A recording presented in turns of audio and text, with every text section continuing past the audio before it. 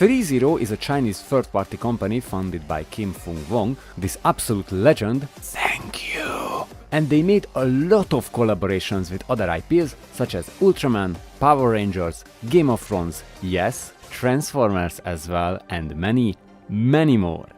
Usually when we are dealing with third-party companies, they have to change the character names, they can't use the different insignias, because they don't have the license to do that. But ThreeZero has the license to produce these characters as legit figures. That means what they are manufacturing is official.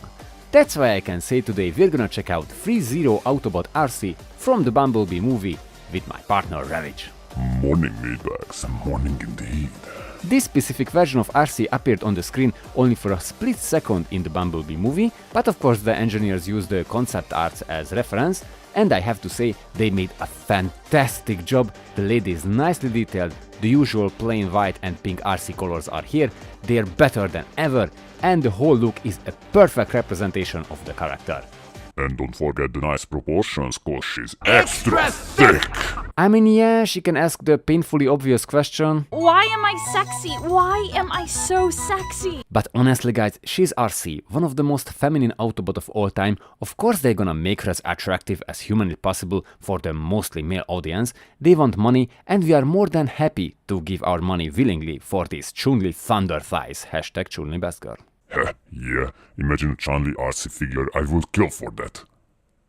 Wait, for real? I know I already mentioned this, but I can't get enough of her details. Just look at her. Beneath the smooth panels at the joint connections, we have a ton of mechanical details, hydraulics, gears, cables, tubes, just to mention a few, and this is my favorite. They even color this knee joint detail with golden paint to highlight the area. Fantastic. Because sadly this is a non-transformable figure, I would say let's take our time to really appreciate the details on the figure. Starting with the nicely sculpted head, we have a small antenna which is coming separately in the box, but we can easily insert it into the side of the head. And we also have a feature which is unfortunately quite hard to reach. We have to remove the head, remove this small panel, screw this literally, and after we inserted two AG13/LR44 batteries, just push the button on the forehead.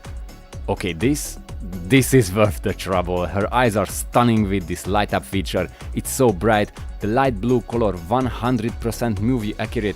This look on her face is just full of life now. Oh, by the way, this is the alternate version of the head. I just changed it. I really don't like the original because in my opinion this face is cursed. Ugh. And yes, we have the same light up feature inside this head as well, but I'm not gonna do the whole process again.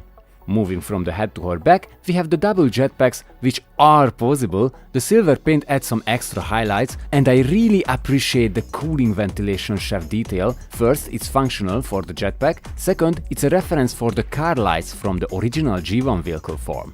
The small arms are also nicely shaped, but what really makes them special is that you can turn this panel for more details and more range for the elbow joints, plus this cute tiny panel which also opens. Going downward to the wide chest, thin waist and also wide hips. Phew boy. Full boy indeed.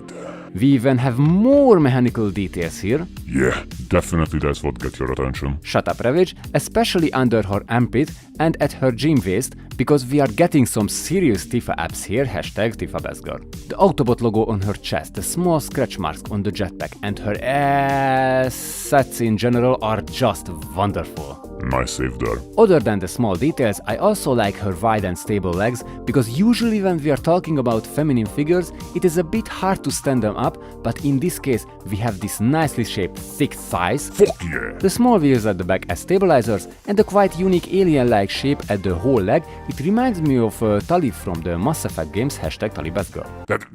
Which one is the best girl then? Chun-Li, Tifa or Tali?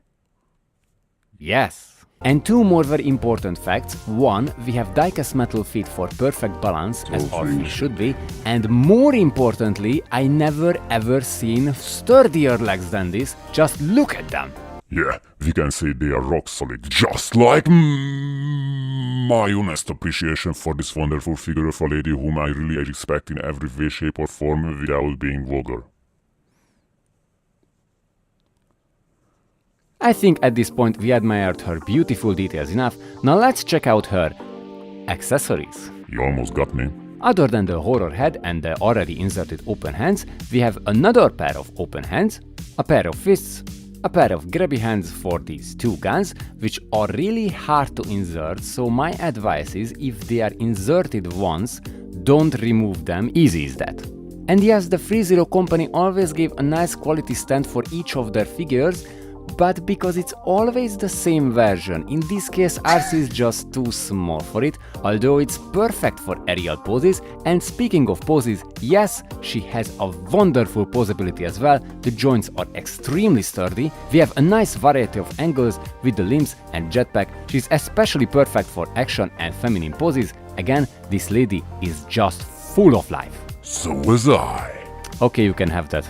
Yahoo! For some size comparison, here she is next to Iron Factory Arcee, Studio Series Bumblebee movie Arcee, Transformers Prime Arcee, Big Firebird Nicey, another ThreeZero figure, the Bumblebee movie Soundwave, the inimitable MPP-10Z oversized Verjunk Optimus Prime, and the previously mentioned Best Girls as well.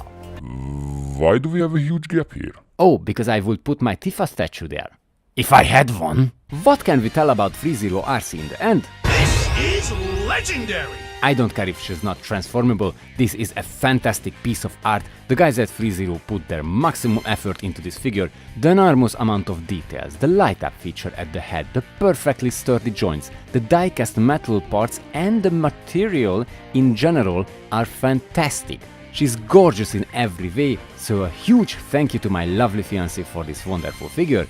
If you like what you just saw, I can highly recommend this absolute stunning masterpiece of a figure, because without any doubt, this Cybertronian angel is absolutely worth it. Speaking of angels, she's not one of them.